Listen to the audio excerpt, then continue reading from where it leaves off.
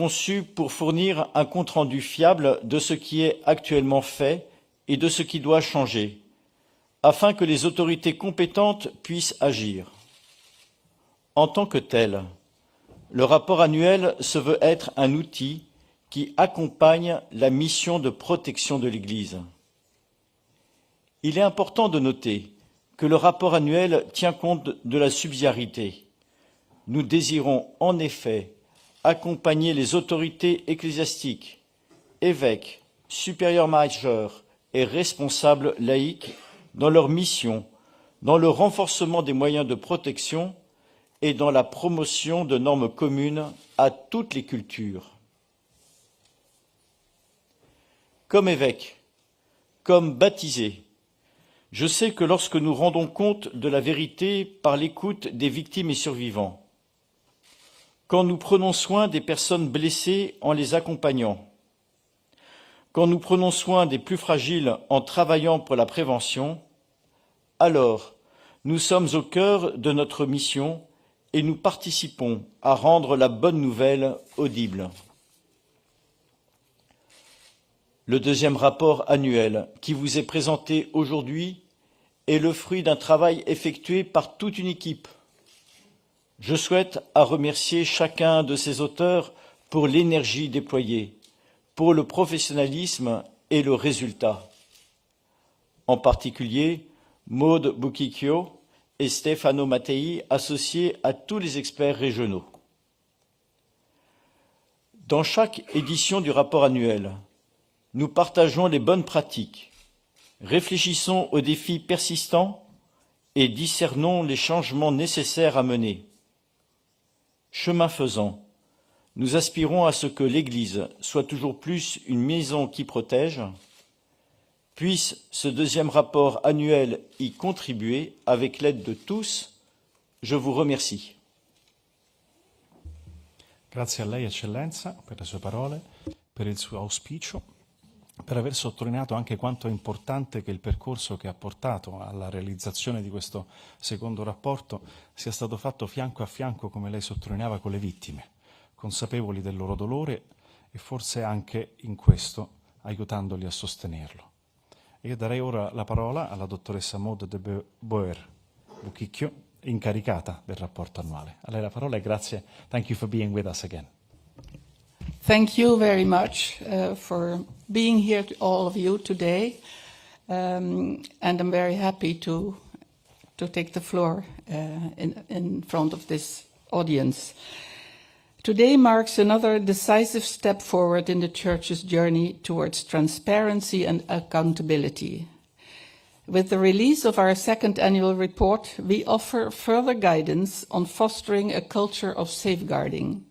This work is rooted in conversional justice, a transformation of conscience and commitment made evident through action. It is my honor to speak to you as a member of the Commission and chair of the annual report team. The annual report reflects the collective expertise of the Commission's members and personnel, past and present. These are multidisciplinary safeguarding professionals of the highest order. The annual report is the Commission's best tool to share that knowledge with our key stakeholders and the public at large. This is crucial for our mandate to provide universal guidance in both prevention and response. And I wish to thank the media for its indispensable role in uplifting the voices of victims and survivors when and where the institutional church has failed to listen. You serve as an irreplaceable ally. Thank you for being here today. Please continue your invaluable work as whistleblowers in exposing abuse and demanding accountability. Drawing from my experience at the Council of Europe and as UN Special Rapporteur, I have learned that the impact of any report is determined by credible data and actionable recommendations. Reliable data is at the heart of any accountability effort, and its absence jeopardizes our fight against the sexual abuse of children. And that is why our Commission set out to devise a progressive methodology that presents increasingly verifiable data and practical guidance. In doing so, the Commission, for its part, is also contributing to addressing the global gap in data on sexual violence against children. I noted this global data gap in 2018 as UN Special Rapporteur, and I bring it to your attention again today in the specific context of the Church. It is alarming. Our first report published last year and the feedback we received taught us the importance of broader inclusiveness in its preparation. And this includes victims, survivors, the Church entities that we accompany, and organizations fully external to the Church. So allow me to start with our inclusion of victims and survivors in this annual report. Listening to victims and survivors is the first step towards realizing a safer church for our children. We owe an honest response to the countless victims and survivors, known and unknown, who have had the courage to sound the alarm on abuse despite unimaginable obstacles. And this annual report is a testament to the substantive role they have in the Commission's work. In our first report, published last year, we implemented a pilot focus group methodology in one of our regions. This was designed to ensure a victim-centered approach to the annual report from its earliest developments. When we presented the pilot, the Commission openly recognized the need to give a much broader representation to this most important population. And with the second annual report, we have expanded the initial focus group to all 4 of our regions: Africa, the Americas, Asia, Oceania, and Europe. The process included individual listening sessions guided by trained professionals with approximately 40 victim survivor participants from around the world.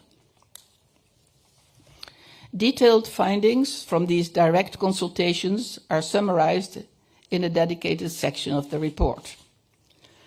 However, I want to highlight one of the most consistent points that have emerged. Victim survivors want to feel heard and validated in their experience. As one participant said, taking victim survivors at their word should be the default position. Their testimony especially provided input into our work on the concept of reparations. We have been able to compile an operational vademecum as a result of our study into this important pillar of conversional justice. We offer this as a practical tool to guide the Church. Our study clearly revealed that the Church must expand its understanding of reparations beyond financial compensation alone. A truly comprehensive approach to reparations includes 1. Welcome, listening, and care. 2. Public and private communications and apologies. 3. Spiritual and psychotherapeutic support. 4. Financial support. 5. Institutional and disciplinary reforms. And 6. Safeguarding initiatives across the ecclesial community.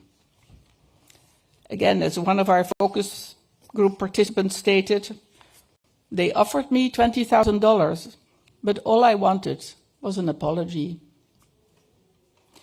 Well, of course, this is only one individual's perspective, but I quote this participant's testimony to stress the importance of a dynamic and customized reparation to be responsive to victims' survivors' needs.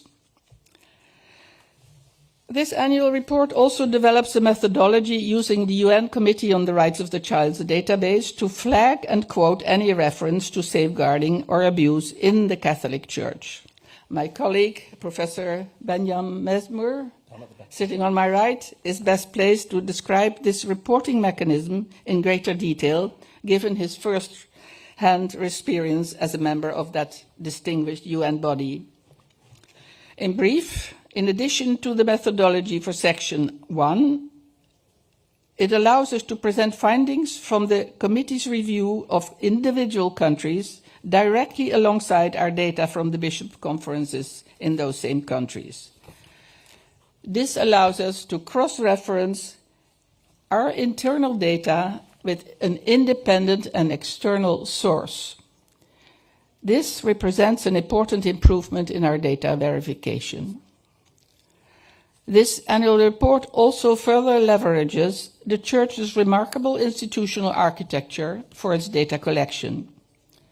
Called to closely accompany the local churches, while also bringing a non-native viewpoint, the apostolic nuncios are uniquely positioned to provide a profoundly insightful perspective on the safeguarding challenges faced in a given country.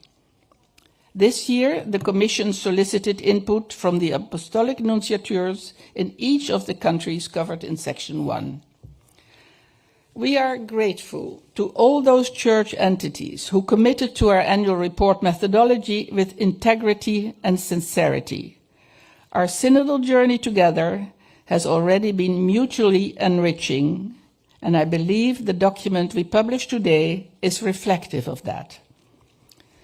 Amidst these positive developments in our methodology, we recommit ourselves to continuous improvements, knowing that we still fall short of a fully mature reporting instrument. The annual report is an empowering tool for those who hope to join the growing choir of the Church's safeguarding ministry. And I ask you to engage in earnest with this text in the weeks and months to come. Let us grow in number and dedication to usher in a true culture of care.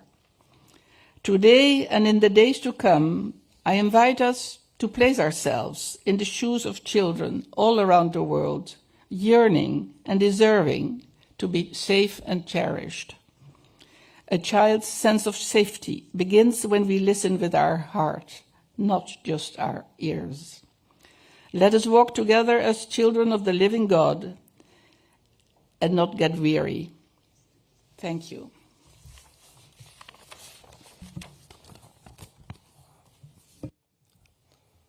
Thank you. Thank you, Maud, for your words. Grazie per le sue parole, per aver sottolineato il ruolo e il valore anche dei giornalisti che hanno contribuito a individuare ferite nascoste, a guardare con occhi attenti e commossi anche al dolore delle vittime. Grazie anche per lo sforzo che lei sottolineava di includere e integrare ancora di più la voce delle vittime nell'impegno di redigere questo rapporto. A culture of care, lei lo chiamava. E ora darei la parola a Monsignor Luis Manuel Ali Herrera, segretario della Pontificia Commissione per la tutela dei minori. Grazie, Monsignor Ali, di essere ancora una volta con noi. A ti, Mateo. Gracias a todos ustedes por su presencia y participación en este lanzamiento del segundo reporte anual. Quiero insistirles y compartirles a ustedes que este segundo reporte anual fue presentado al Santo Padre semanas atrás en la primera audiencia que el Santo Padre le dio a nuestro presidente, Monseñor Tibo. Tuve el gusto, el honor de acompañarlo y le presentamos este reporte anual. Sobre todo, le presentamos los hallazgos y las observaciones principales. Insistimos en la metodología del focus group que ustedes encontraron en el primer reporte como, digamos, una contribución de las víctimas, pero de una manera muy reducida, porque era solamente una región y un grupo muy pequeño de víctimas. En este segundo reporte anual le insistimos al Santo Padre que fue un grupo de 40 personas víctimas y sobrevivientes de las 4 regiones donde tenemos expertos regionales y pues le presentamos al Santo Padre sobre todo sus voces, sobre todo aquellas observaciones y hallazgos que también nos dijeron ellas. Luego hicimos una breve presentación de cada uno de los capítulos de este reporte anual, le indicamos que el dicasterio de este año fue el de la propaganda fidei y también por primera vez presentamos el informe de una asociación laical, el Movimiento de los Focolarini. Esto me hace recordar el recorrido que como miembro de la Comisión Pontificia he realizado en estos 10 años. Aunque asumí esta responsabilidad como secretario solo hace año y medio, de todos modos soy testigo de lo que ha sido el diálogo y la conversación con los diversos dicasterios y especialmente con las iglesias particulares. Y me he dado cuenta que la colaboración con cada uno de estos dicasterios y de las iglesias particulares, sobre todo en estos últimos 3 años, cuando se promulgó Predicate Evangelium y cuando fue más claro nuestro mandato en el número 78, pues ha sido, digamos, más significativo la escucha y la colaboración entre todos los dicasterios y la Comisión Pontificia. De hecho, uno de los puntos que, digamos, quisiera resaltar son los compromisos de colaboración escritos que hemos realizado con algunos dicasterios. Es el caso de Propaganda Fidei, el dicasterio del clero, el dicasterio de los institutos de vida consagrada y las sociedades de vida apostólica, y los diferentes diálogos y conversaciones que hemos comenzado a tener en cada una de las conferencias episcopales que nos han invitado, unas y otros que nosotros nos hemos autoinvitado, porque nos damos cuenta que era necesario insistir en algunos puntos, especialmente de sus políticas de prevención. Así, con Monseñor Tibo comenzamos un viaje por África visitando la Conferencia Episcopal de Costa de Marfil y la República Centroafricana. Fui a visitar la Conferencia Episcopal belga y no solamente me encontré con ellos, sino también con los encargados de políticas de prevención y el grupo de víctimas que se encontró con el Papa Francisco el año pasado en su capital, en Bruselas. Y pues esta visita constante a las iglesias particulares es una de las propuestas que hace ya parte de nuestro trabajo en la Comisión Pontificia. Pasado mañana viajo a Filipinas, en una semana estaré en México, luego visitando algunas conferencias episcopales de Europa como Malta y Eslovenia, y de esta manera pues se expresa lo que es propiamente el reporte anual, un punto de inicio para después comenzar a dialogar con cada una de las iglesias particulares sobre los hallazgos y las observaciones que hemos detallado en estos informes. Por último, quisiera resaltar el apoyo incondicional que hemos sentido del Papa León en toda esta propuesta. Creo que es el mismo compromiso que sentimos del Papa Francisco, ciertamente con un estilo diverso, su estilo personal, me atrevería a decirlo que es más analítico, pero igualmente empático, pero de igual manera muy comprometido con toda el compromiso que nosotros tenemos como Comisión Pontificia de escuchar a las víctimas y que estén en el centro de nuestras prioridades. Muchas gracias. Grazie a lei, Monsignor Ali, lieto delle sue parole e anche che lei abbia dato voce al lavoro decennale della Commissione, della crescita in questi anni della collaborazione con gli organismi La Curia, e poi lei parlava appunto del lavoro fatto con le conferenze episcopali. E darei ora la parola al professor Benyam Dawit Mesmour, membro della Pontificia Commissione per la tutela dei minori, per le sue parole e per qualche dettaglio in più anche sul piano metodologico nella costruzione e redazione del rapporto. Please, to you the floor. Thank you very much, Matthias. Good morning, everyone. It's great to see so many of you here. Let me briefly introduce myself, given the fact that I'm not a common face and I don't live in the city here. Binyam is my name. I am Ethiopian. I'm based in South Africa. I have had the privilege to work with the African Union for 11 years. I currently serve on the UN Committee on the Rights of the Child for the last 13 years, even though I'm not here in that capacity. When the Holy Father, the late Holy Father, Pope Francis appointed me, I don't think it was just only based on some of these credentials. I do genuinely believe that it's partly because of what I do on the ground. You don't always find me wearing a nice tie and a suit. I have the privilege to also spend quite a bit of time on the ground, rolling up my sleeves, and having that conversation at the grassroots levels. Now, I am quite keen to make 3 points. The first one is about the importance of addressing the data gap. Obviously, the data gap impedes significantly the progress that we want to make. If you really want to make progress, if you really want to understand whether you're moving forward or backward, you need to have that database. Where the data is available, we know for a fact that there are tremendous insights that come from that. First of all, it enables us to increasingly understand the kind of interventions that we need to make. What is working? What is not working? Who's accountable? What are the trends? What are the progresses? What are the shortcomings? Who are actually the main role players? You get quite a lot of that when you have the data present. It was just only last year that UNICEF actually published, exactly a year ago, UNICEF published a report about the global trends and prevalence on sexual abuse. For an organization as huge, as effective, as efficient as UNICEF, they haven't actually had the opportunity to do that before. Even when you look at that report that they did last year, it underscores the challenge that we face in terms of underinvestment. Data collection is not a walk in the park. In fact, disaggregated data collection is a significant task.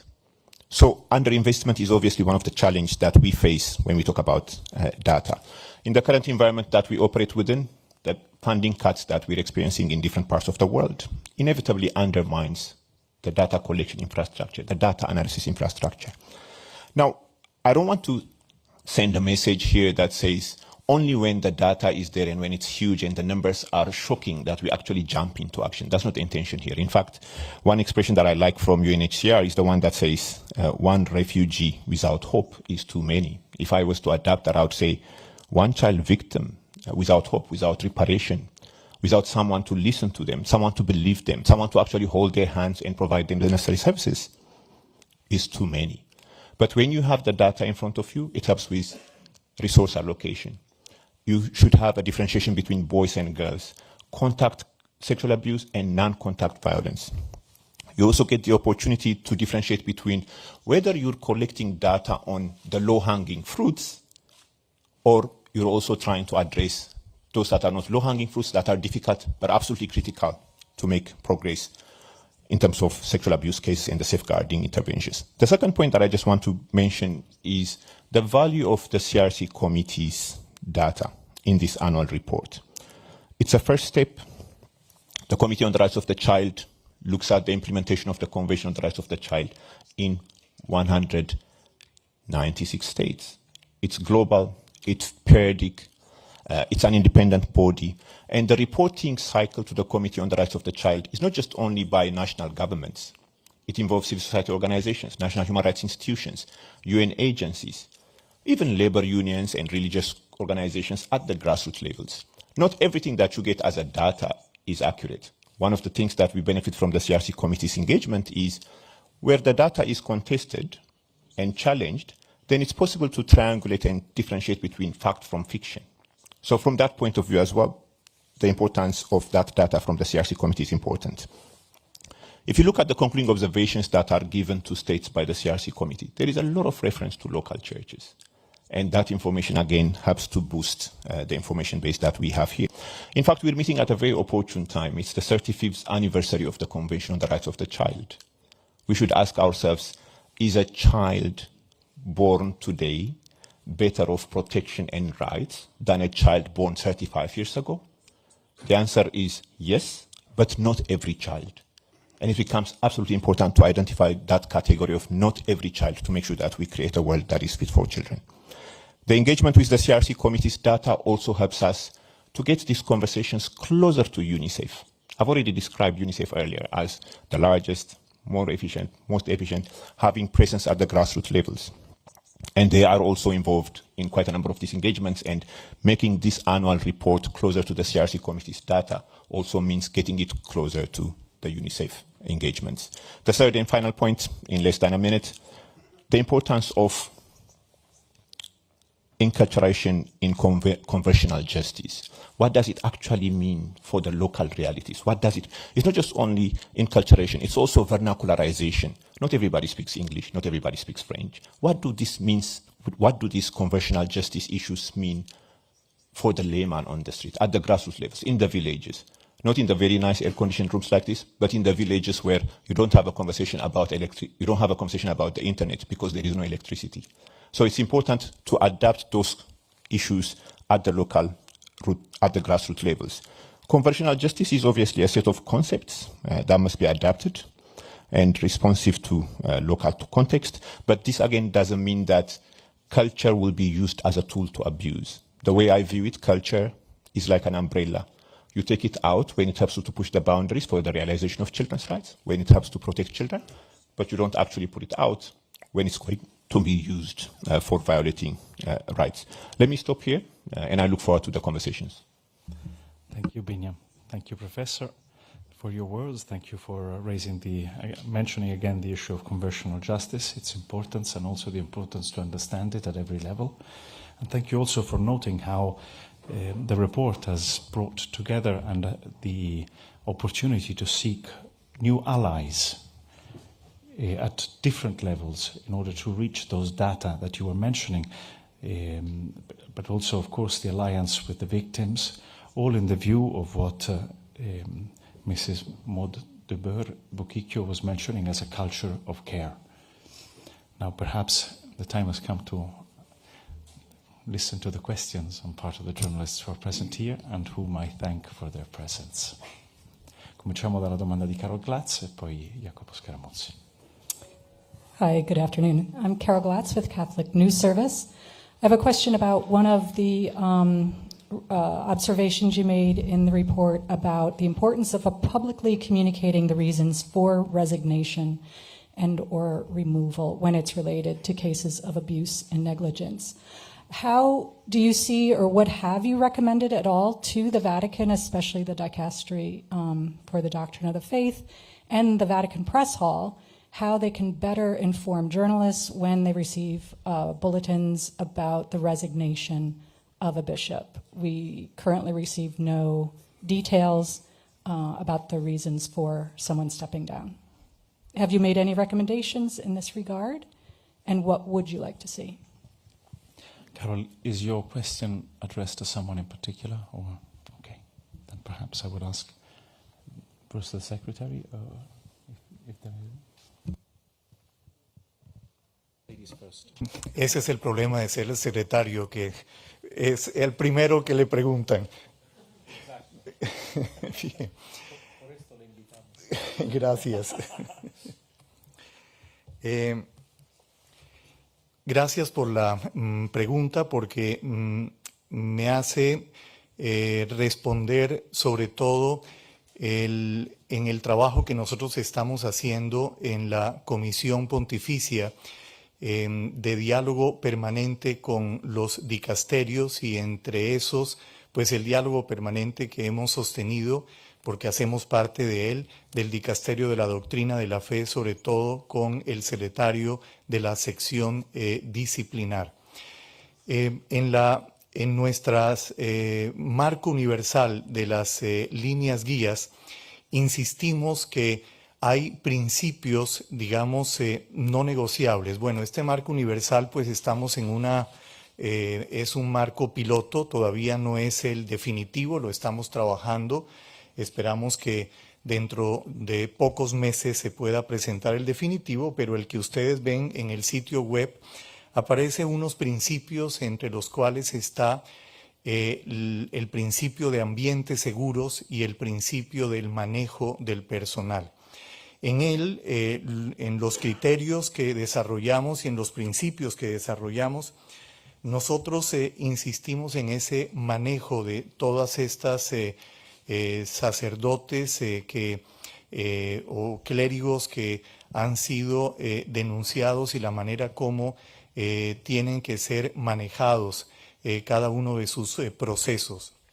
E insistimos precisamente que uno de los principios fundamentales es la prevención y además el cuidar los ambientes para que sean seguros, para que protejamos a nuestros niños, niñas, adolescentes y personas vulnerables.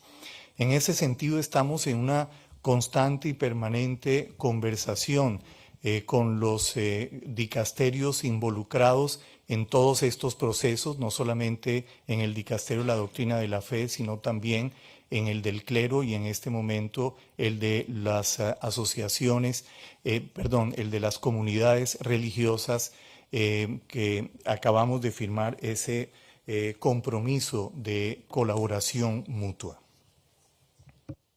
Gracias, Monsignor Ali.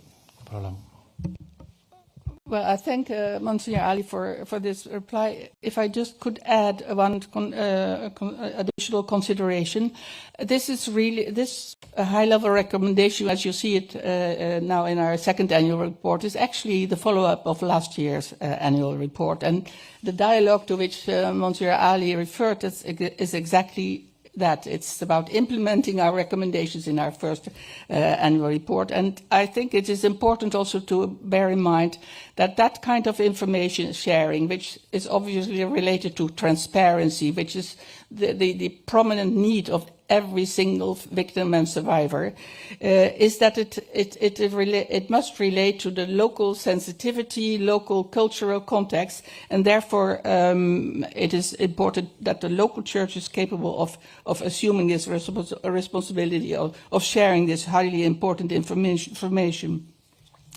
And our study on reparation, which is the focus of this annual report, demonstrates this further. We hope to use our annual report precisely to continue these critical conversations across the Roman Curia. Grazie, Maud. Poi c'è tutto il discorso, mi sembra che si accenna a questo in vari punti del rapporto, anche del dialogo a livello locale con le autorità civili, evidentemente, perché l'obiettivo è la protezione, come sottolineava anche Monsignor Ali. Forse Beniam voleva aggiungere qualcosa? Thank you very much. Just to reinforce the points that were raised by my two colleagues, and I'll be very brief. When we talk about conversional justice, we're talking about truth, justice, reparations, and institutional reform. And even if we single reparations, for example, you want to do an apology as part and parcel of reparations, the level of transparency that is being asked here becomes absolutely critical to provide that apology. As part of reparations, you might be interested in doing rehabilitation. As part and parcel of rehabilitation, this transparency about the reason the person is being removed and so forth becomes critical. We obviously don't want to give presumption of innocence and the right to privacy unnecessary position in these conversations. They have their own role to play, but that role needs to be managed very, very carefully to make sure that we're not doing it at the cost of victims. So I thought I would mention the point that reparations, definitely, particularly apologies, rehabilitation, even financial compensation, require that level of transparency, of course, without undermining the right to privacy and presumption of innocence. Thank you, Professor. C'era Jacopo Scaramuzzi. Jacopo Scaramuzzi, Repubblica. Une question pour Monseigneur Président. Dans le rapport, vous écrivez que la Commission relève une remarquable résistance culturelle en Italie face aux abus. Je voudrais vous demander comment vous avez relevé cette résistance, si vous pouvez faire des exemples, et pourquoi, à votre avis, y a-t-il cette résistance? Merci. Je vous remercie pour votre question qui met en avant, en lumière, le but du rapport annuel qui veut être un instrument, un outil plus exactement, pour mettre en mouvement, pour mettre en dialogue et pour stimuler. Donc vraiment, le rapport annuel est un instrument au service de tous pour avancer. Il est le travail de toute une équipe qui a, vous avez pu en faire le constat à travers le rapport annuel que vous avez, qui est un travail approfondi, long, et pour être plus précis, pour vous donner des réponses plus précises, je passerai la parole au secrétaire ou à Maud pour les données plus précises concernant la situation en Italie, qui est une situation, j'ai découvert, qui est très, très vaste de par le nombre de diocèses impliqués. Ricordiamo chiaramente che il rapporto riguarda il periodo precedente, quindi evidentemente...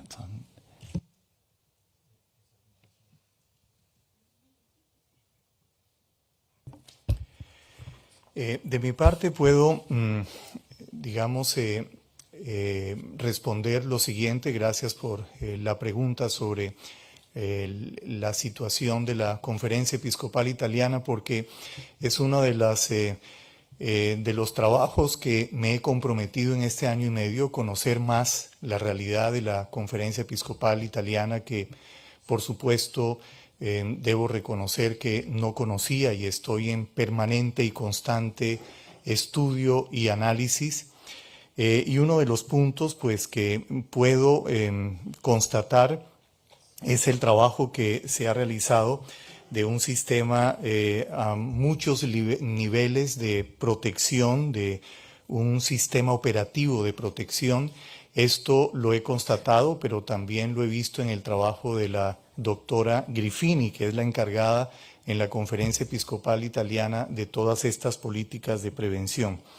También pues he constatado que ha habido un crecimiento significativo de la formación en estos últimos años y pues también este proyecto que están haciendo que es del 2024 al 2029 del Servicio Nacional de Tutela de Menores y de los Adultos Vulnerables. Hay muchos elementos que me impresiona el trabajo tan serio que está haciendo la Conferencia Episcopal, especialmente pues la Oficina de Protección de Menores, también liderada por Monseñor Batturi.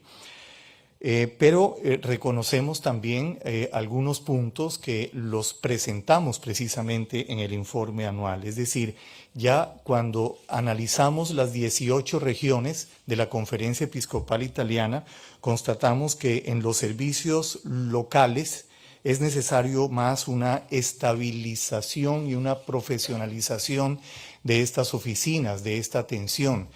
Creo que es necesario sobre todo promover un diálogo estructurado con las víctimas y con los sobrevivientes. Esto no pasa solo en Italia, es un grito de las víctimas. No se sienten escuchadas, no se sienten acompañadas. A veces las relaciones no son empáticas o diría respetuosas y se percibe entonces también en algunas de estas regiones que es necesario promover un diálogo más estructurado con las víctimas y sobrevivientes. De igual manera, pues reforzar la colaboración con la autoridad civil y académica y también un fenómeno pues que vuelvo a repetir, no solamente lo vemos en Italia, yo que vengo de Latinoamérica también lo he constatado en muchos de mis contextos, una resistencia cultural en la iglesia, pero también en la cultura propia de afrontar estas situaciones sin pelos en la lengua, o sea, con la seriedad que se necesita hacer. Y también hemos visto, digamos, una cierta fatiga. Esto es uno de los términos que usamos muchas veces en la comisión, una fatiga a la misma prevención. Es decir, digamos, algunas instituciones comienzan como muy animadas, entusiasmadas a hacer políticas y trabajos de prevención y luego como que se va disminuyendo ese entusiasmo. vemos esa fatiga también. Eso es lo que podría aportar desde mi observación y el tratar de conocer cada vez más la realidad italiana. Grazie, Monsignor Ali. Prego. I wouldn't have anything to add to the very extensive presentation by Monsignor Ali, except for one thing that I think it is. There are two things actually which I want to add.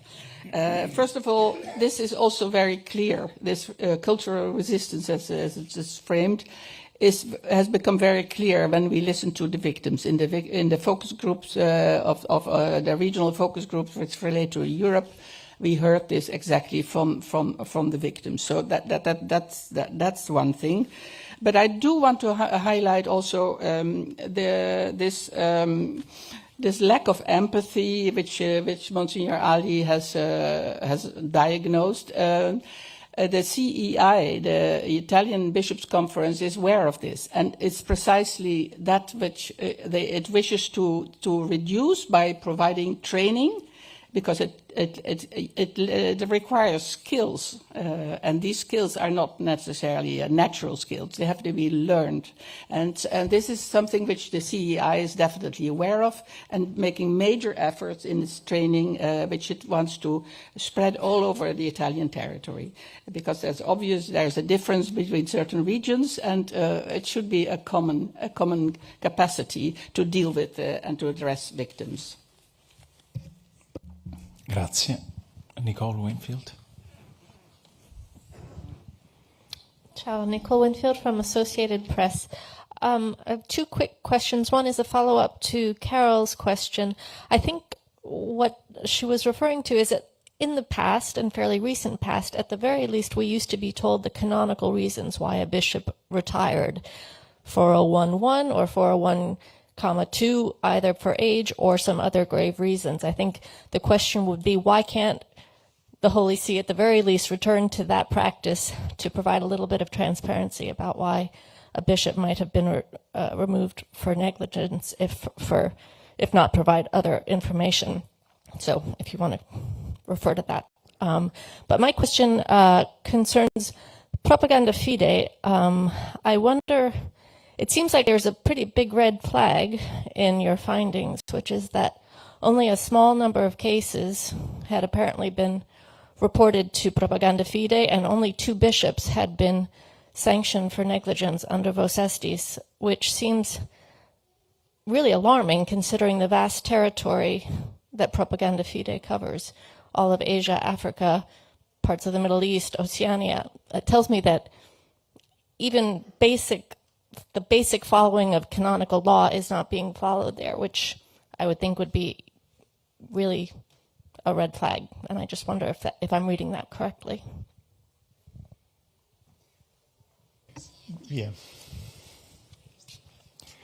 Bien, yo quisiera responder a la primera pregunta y le doy, si quiere la doctora Mott, responder la primera parte de esta segunda pregunta. Quiero insistir que eso está en el Código de Derecho Canónico, ¿sí? Es decir, está presente y fue uno de los temas, una de las observaciones precisamente que le presentamos al Santo Padre, precisamente este tema que usted plantea, y pues él tomó nota y vemos que está muy interesado en proponer, digamos, algunos análisis y estudios al respecto. Quisiera responder ese punto de esa manera. C'è qualcosa che vuoi cominciare a dire anche sul secondo punto, Monsignor Ali, oppure lo passo per modo? Va bene.